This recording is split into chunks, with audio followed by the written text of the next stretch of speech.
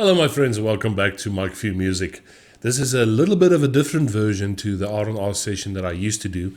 I haven't done one of those in quite a while because the next band I wanted to cover was actually Iron Maiden, and unfortunately, YouTube prohibits me from showing audio and visual from my concert experiences and all that stuff. So, yes, unfortunately, I can't do that one. But I decided to do something that I wanted to do for quite a while.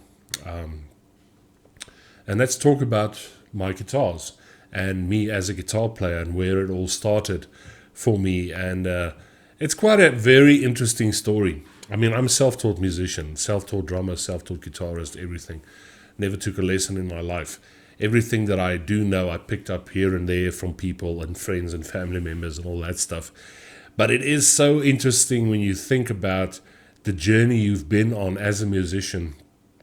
I mean, I've been doing this now for 30 years because the first instrument I started playing was guitar.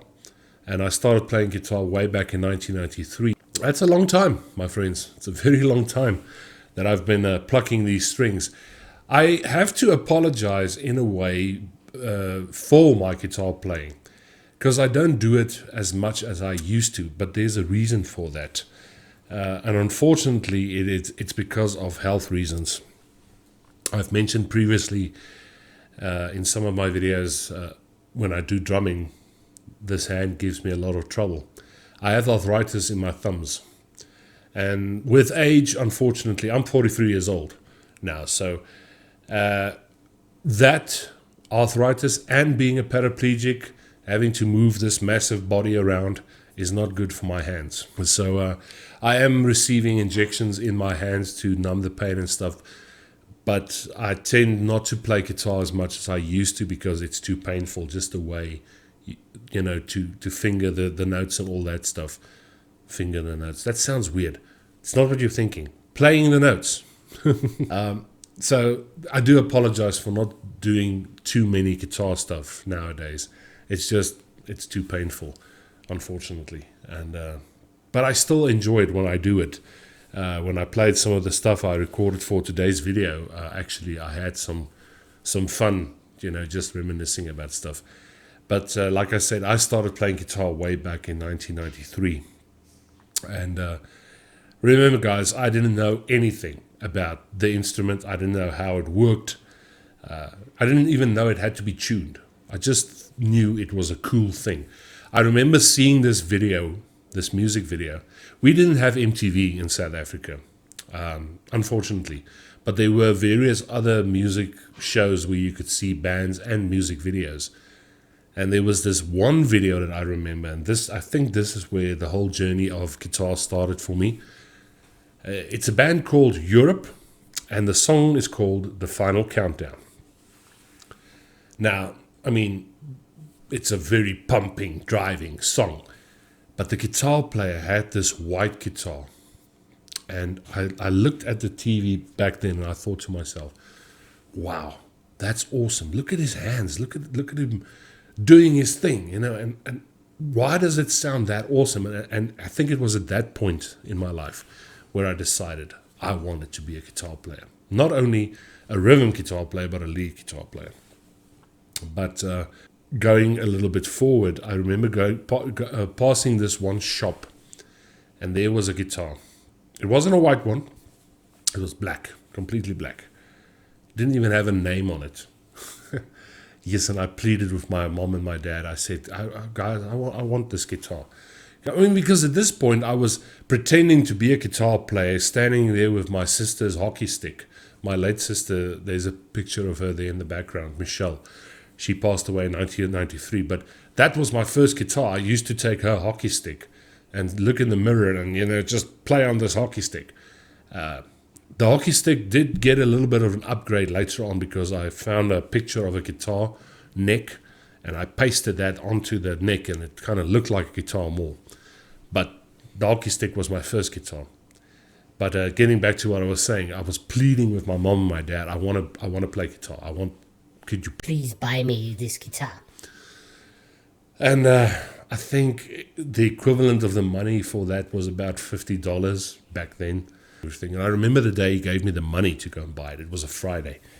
And after school, I couldn't wait for school to end because I'm going to go and buy my guitar now. And got to the shop, but unfortunately it was during prayer time for the shopkeeper. So I had to wait another 2 hours outside of the shop, staring through the window. Soon you'll be mine, guitar, I'm gonna get you. Eventually got the guitar, man, and I was chuffed. Now I had a real guitar, thing with 6 strings, and it's a guitar. It's not a hockey stick anymore. So the hockey stick got retired that day. But the other problem was, now how do I get sound out of this thing? Because, I mean, it's an electric guitar. It only had one pickup. I didn't know anything about tuning a guitar or anything. So how do I get sound out of this thing?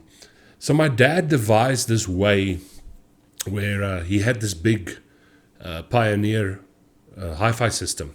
It's one of those big old hi-fi systems, the big speakers with the big subwoofers, the separate graphic equalizer, the separate turntable, separate tape deck. You know, this big, massive thing.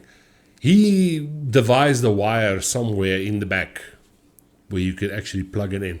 And I remember how happy I was when I strung that thing for the first time. And it made a noise. It's alive! In the name of God! And he just said to me, now you can play guitar and everything. It's okay, cool. But something bothered me. Something bothered me about that whole guitar thing. I'm looking at these music videos from bands like Def Leppard and Ozzy Osbourne and Metallica, Iron Maiden, AC/DC, all that stuff. My guitar is not making the same sound those videos are making. Why is that? And I think, well, okay, maybe if I turn this knob, it's going to make a different sound. And it actually did. But remember, guys, a hi-fi isn't made to play guitar through. The only way I could get a little bit of distortion, it's more like overdrive, it's not even distortion, was if I took that amplifier and I turned it up to 11, like Nigel says in Spinal Tap. To 11. Look, right across the board. 11, 11, and most of 11, and the then amps go up to 10. Exactly. Does that mean it's louder? Is it any louder? Well, it's one louder. The more I turned that big knob on the amplifier, the more it sounded like what I was seeing on TV. I didn't notice at the time that the speakers, the foam surrounding the subwoofers were actually busy tearing from the speaker pulsating like... Remember, guys, this guitar is not in tune. I'm just chucking the thing like... getting that sound and being very happy. Meanwhile, I'm busy buggering up my dad's hi-fi system. He was kind of angry. He came home one day with a new CD, a Smokey CD or something, and it didn't sound like Smokey. There was some Smokey coming out of the speaker, and Smokey sounded like Cannibal Corpse, you know. Yeah, talking about Smokey. Time for the smoke. Anyway, now I was lucky enough to have an uncle that actually was a guitar player, also self-taught. He used to play guitar for family and friends and all that stuff. So I was very lucky to have this uncle in my life. He was basically one of my first guitar heroes because he played guitar and he could actually play guitar properly. He could play chords, he knew how to tune a guitar. All those things I learned from him. He taught me my first chords, how to finger the guitar, how to play rhythm guitar versus lead guitar playing, all that stuff, how to tune a guitar by ear and all that stuff. I mean, yeah, if you were fancy, you could afford to buy a tuner, but guys like us, you know, you tune it the way your ear sounded. And my introduction into lead guitar playing also was from him. He used to show me stuff like the guitar boogie and all that stuff, and typical South African music. It's called Boere music. It's traditional music. I have a couple of videos on my channel that you can check out. I've actually done a traditional South African traditional music with Mike Conway.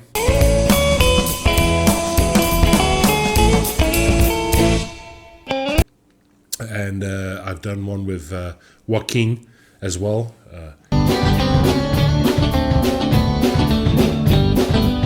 It was kind of funny having an American drummer playing South African music and having a Mexican drummer. You know, it's not their type of music, but they actually played this traditional South African music with me, this guitar music. So you can go, please check those videos out on the channel.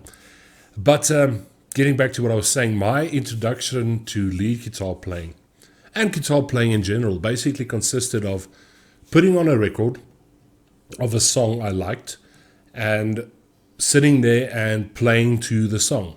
You know, start the song. If I wanted to learn You Shook Me All Night Long by AC/DC, I would sit there and I would play the chords and figure out the timing and all that stuff. And, you know, then you get to the thing where you want to learn the solo and stuff. Solos were hard for me when I just started off. My first introduction to lead guitar playing was by playing with the Shadows music, the band from Britain, Hank Marvin and all those guys. They had songs like Foot Tapper, Dance On, Theme for Young Lovers, Apache.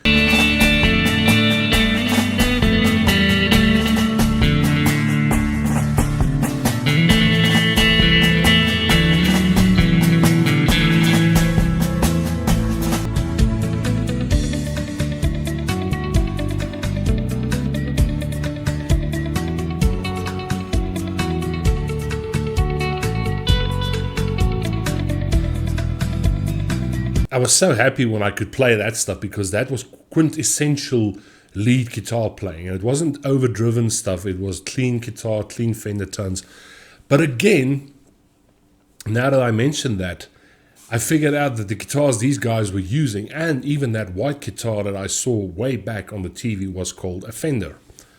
Now, you can notice most of my guitars are Fenders, and there's a reason for it, because I fell in love with the Fender sound, the Fender Stratocaster sound. It's the quintessential sound for me. I mean, Hendrix has that sound, Clapton, David Gilmour, Mark Knopfler, Hank Marvin, Yngwie Malmsteen, you know, Richie Blackmore, there's Richie Sambora. I mean, there's so many Fender players out there, and I wanted to be these guys. I wanted to have that sound. I always wanted a white Stratocaster. Unfortunately, I couldn't get it. And I remember once when me and my uncle were talking about Fender guitars, he told me they're very expensive, and they still are. They still are very expensive. And I always say to myself, one day I'm gonna own my own Fender Stratocaster. Doesn't matter how long it takes me. I'm gonna work and I'm gonna get this. I did have other guitars. I mean, my first proper guitar after the black Hurricane guitar that was never in tune. I mean, guys, that guitar was so old. The strings were black from rust. They weren't even shiny stainless steel. They were black. And that guitar never went in tune. It was so bad. But it was my first introduction into guitar. Whatever became of that guitar, I have no idea. My first proper guitar that my dad bought me was on my 15th birthday. And it's actually this one. It's a Samick acoustic. I'm just going to show you like this. He bought this guitar for me in 1995. I don't even know if Samick still makes guitars. But this for me was such an upgrade, if I can put it that way. Because it's 1995, well, this is the time of Nirvana, so there was a lot of Nirvana songs going around and Oasis and all that stuff. So you could play acoustic songs, man. If you were on a school trip, you play songs like Come As You Are and Wonderwall and all that stuff. My first proper electric guitar that I received, also from my dad. This one is actually funny because he told me the guitar is too expensive. It wasn't a Fender, but it was a hell of an upgrade. And it was this RX Ibanez guitar. Just a little story why I was proud of having an Ibanez. You see this message over here. One of my all-time favorite guitarists and, well, guitar heroes. I absolutely adore this guy. He's a very good friend of mine. Maurits Lotz, South African guitar player, session player, live player, everything. Such a talented guy. And I remember he used to play at Ibanez. Not like this, he played the more expensive ones. But it was such an honor for me the day I finally met him to take this guitar to him, and he signed it for me, and he play it loud, Maurits Lotz. And to this day, we're still friends. We still speak on a regular basis and stuff. I have so much respect for the guy because his music is absolutely phenomenal.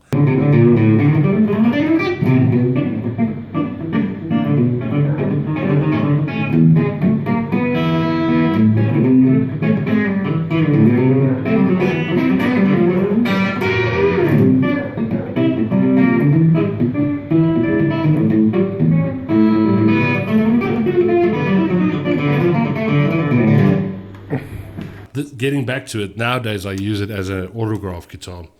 There's some autographs here, there's some stuff there on the back. Don't really play it anymore.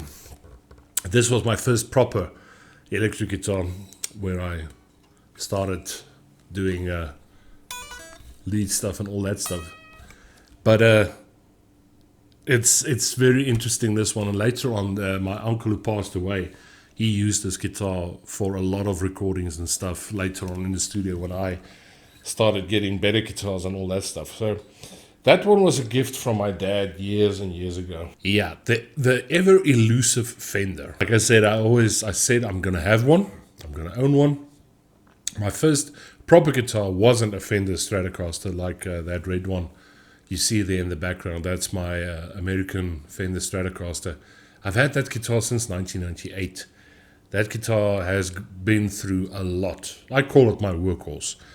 It's that thing has played on so many recordings, live shows, and everything. And to this day, it's still one of the guitars I use the most when I do recording and all that stuff.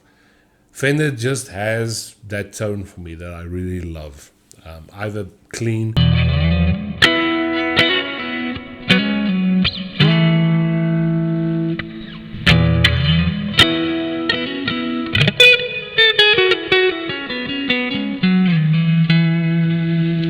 or overdriven or whatever.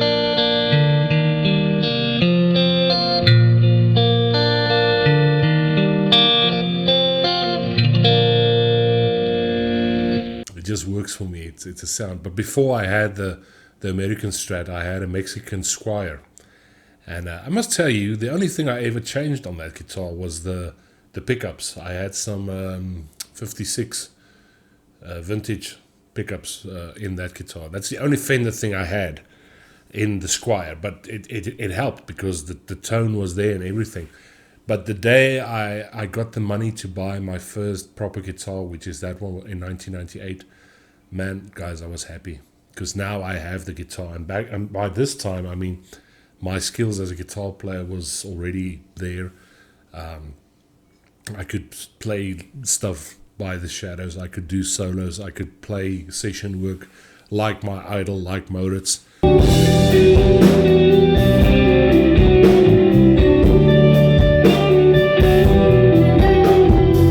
Work like that, and it was just so much fun for me as a guitar player. To me, the guitar is such a emotional thing.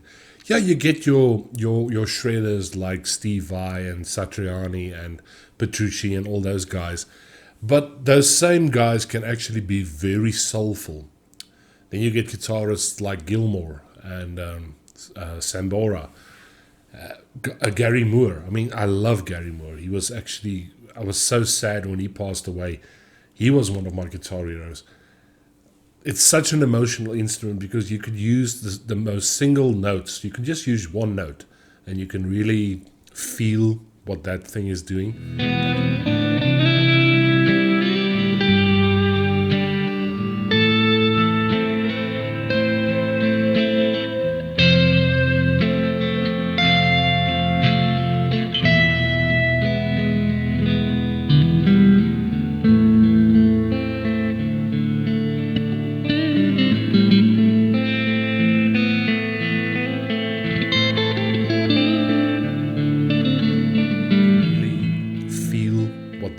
doing. That's the power of music, and I think that's why I love it so much. But I mean, then from then on, my musical journey just kept on going up and up and up, you know.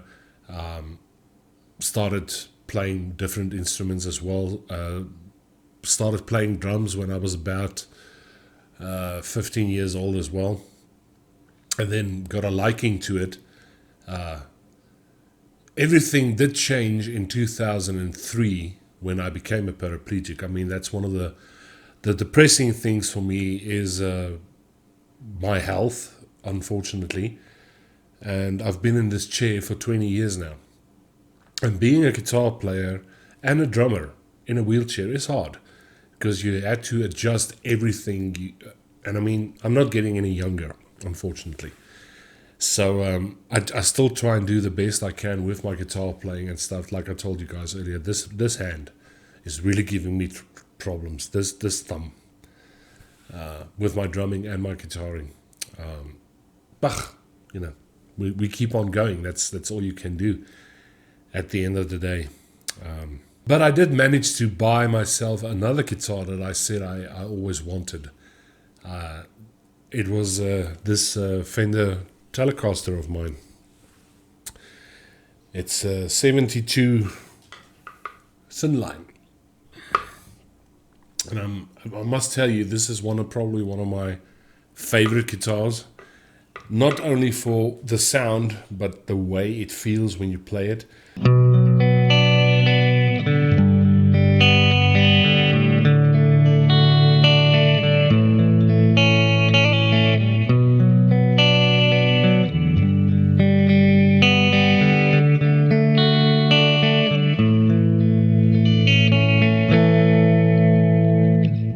It's like a woman when you're making love to her, that guitar. It's if you do it right, she'll treat you right. It's one of the guitars I use mainly for clean sounds and stuff when I do guitar work and stuff. Because it has humbuckers, it has that Les Paul type sound, because I think that's what I was going for. But what's nice about this is it's a semi-hollow body. So you get the best of both worlds. You get the crunch from a Strat, but you also get that very nice acoustic hollow sound from an electric guitar, almost like a PRS as well. The story behind that black acoustic over there with the Strat shape, I still have this Samick acoustic guitar, and I have that 12-string Ibanez. It's a guitar that I bought from a friend. He was in trouble, and I rarely use that guitar. But the problem for me sitting down playing an acoustic guitar is because I'm built like melted ice cream. Or in Afrikaans we call it a pudding paint. I have this big goomp over here. So sitting down and playing an acoustic guitar with a wide body is quite hard, because now the thing, it's like a tortoise on its back. You know, it's going like... Wiki, wiki, wiki, wiki. It doesn't work. So I thought I needed an acoustic guitar that's with a thin body but still has a big sound. Now that Strat acoustic back there, also by Fender, that was made in China. It's a Chinese Fender. It has a very thin body, but it has the same contours as a Stratocaster. Now by itself that guitar sounds terrible, but once you plug it in and you start using the full Fishman pickups that it has, guys, I can promise you that thing has the fullest sound. It sounds like a Gibson Hummingbird.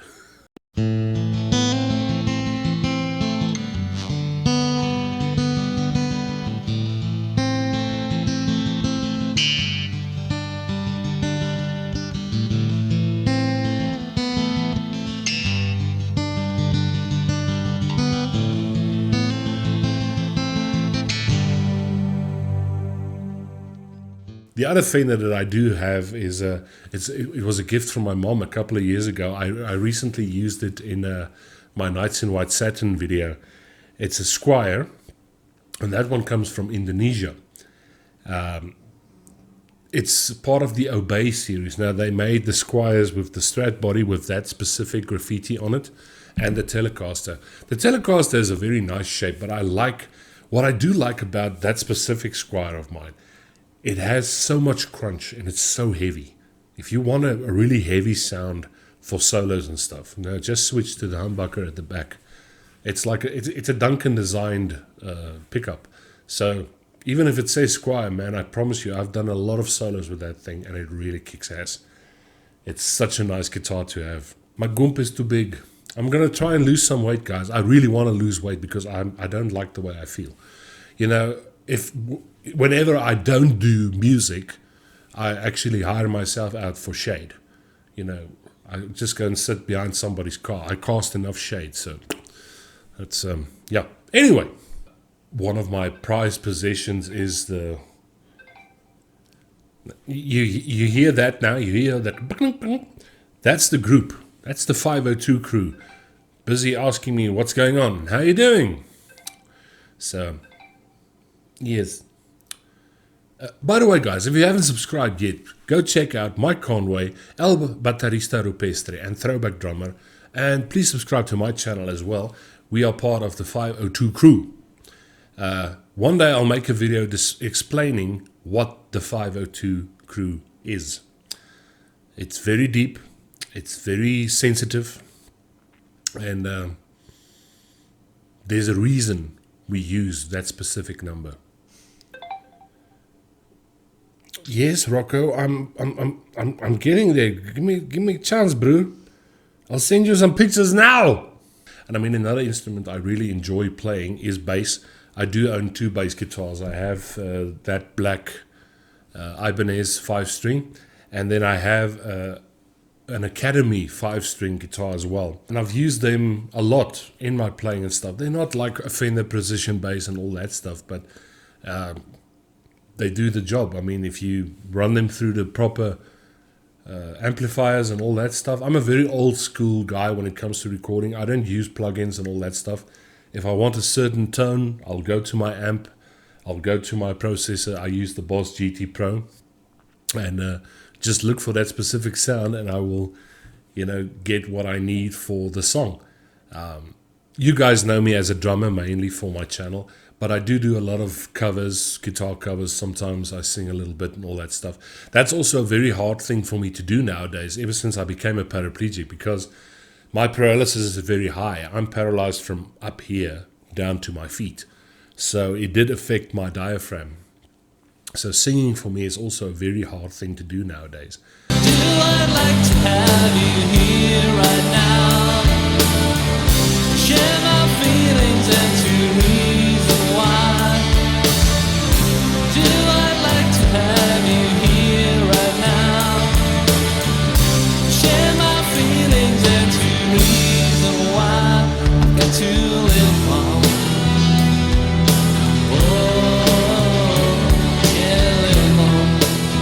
Hard to adapt to a situation like this. I mean, this is my 20th year that I'm stuck in this thing. But I do try and bring you guys the best music I can. And I do thank all of you for supporting my channel and understanding my situation and how I play music and why I play music the way I do. So I really do thank you guys for all that and all the support. Guys, but I'm going to love and leave you for this video. It's just a short little history of my guitars and where I started off. And I think that the message I can give you guys is, if you have a dream, try and achieve that dream at least once before you just give up. Because it's like Joaquin always says to me, life is too short. I realize this. Life is very short. And if you never challenge yourself, you'll never know if you can win that victory. I said this once on a radio interview to a guy. If you have nothing left, a sense of humor makes you a very rich man. Very true. I've had this my whole life, basically, because every time you go to a gig, it's a thing where, are you the manager, or are you a fan, are you a groupie? No, I'm a musician. I can't walk. That's the only thing that's wrong with me. It's not to say that I'm mentally deranged. No, you set your mind to it, you can do it. I'm going to love and leave you with that, my friends. You keep well. Thank you for the support. If you haven't already, please subscribe. And I will see you guys in the next one. Cheers, my friends.